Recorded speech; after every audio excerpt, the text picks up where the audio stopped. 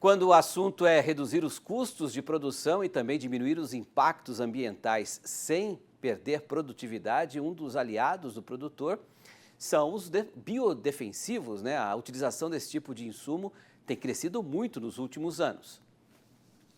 Estima-se que o mercado de insumos biológicos de maneira global movimenta anualmente mais de 6 bilhões e meio de dólares.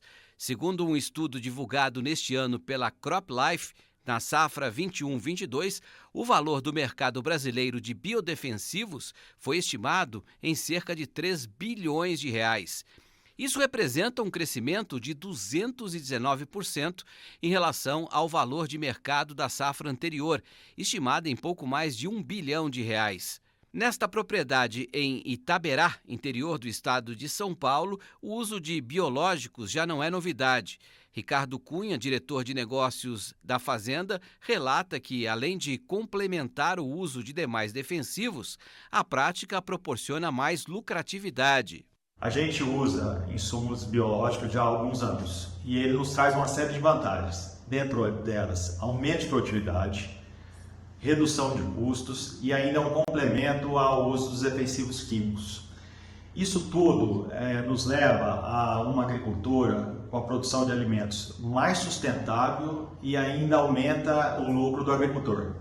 Com baixo impacto ambiental e capazes de fazer o controle biológico de pragas e doenças, nutrir as plantas, melhorar a saúde do solo, entre outras funções, os produtos de origem natural têm sido a aposta de gigantes da agroindústria que investem em insumos e tecnologia. No manejo preventivo da soja, por exemplo, entre as tecnologias existentes, tem até solução que parasita ovos de percevejo, fazendo com que cada ovo dê origem a um novo parasitoide, que ao invés de nascer percevejo, faz nascer uma vespa, inimiga natural do inseto que acomete a oleaginosa. De acordo com a empresa responsável pela tecnologia, o resultado final leva à redução de 1 a 3 aplicações de inseticidas químicos. Que legal esse exemplo, né? E a gente vai ampliar esse tema conversando agora com o Igor Sena, que é gerente técnico da Nitro. Igor, começando por essa solução que vimos aí, né, que já existe há algum tempo, mas a gente sempre fala sobre a questão dos custos, né? E o produtor, quando coloca na balança custos e o que ele tem de volta em relação a esses bioinsumos, essa relação sempre é muito importante fazer. Como é que vem evoluindo também essa relação nas contas do nosso produtor, hein, Igor? Boa noite. Boa noite, Petri. Boa noite a todos que nos assistem do Canal Rural.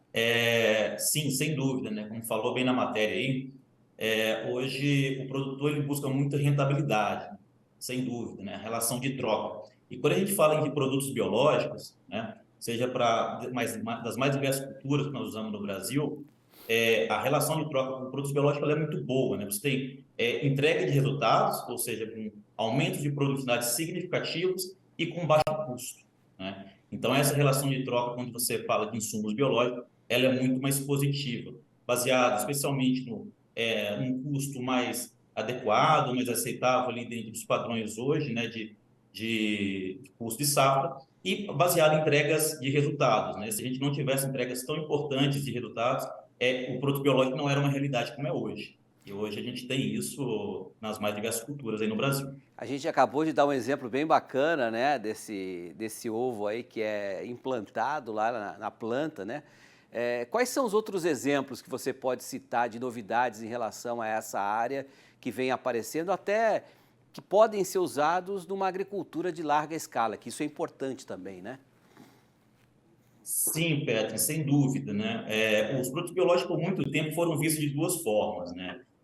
Não funcionam e é caro. Hoje não, né? Hoje a gente vê uma revolução. Muita gente acha que o controle biológico, os biológicos começaram agora recente. Não é, né? Se usa biológico há mais de 40 anos na agricultura. O primeiro produto biológico foi registrado em 1970, que era uma bactéria para controlar a lagarta.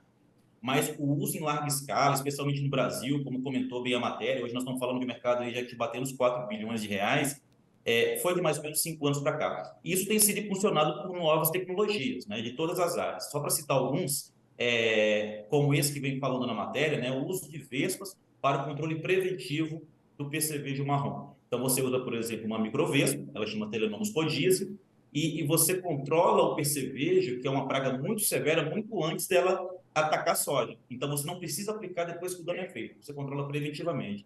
Mas não só esse, a gente pode citar vários outros exemplos, como controle de nematóides, controle de doenças foliares, controle de doenças de solos, dentre as mais variadas pragas que atacam as nossas culturas, também é alvo dos produtos biológicos, que são hoje opções para os nossos produtores rurais aí no Brasil.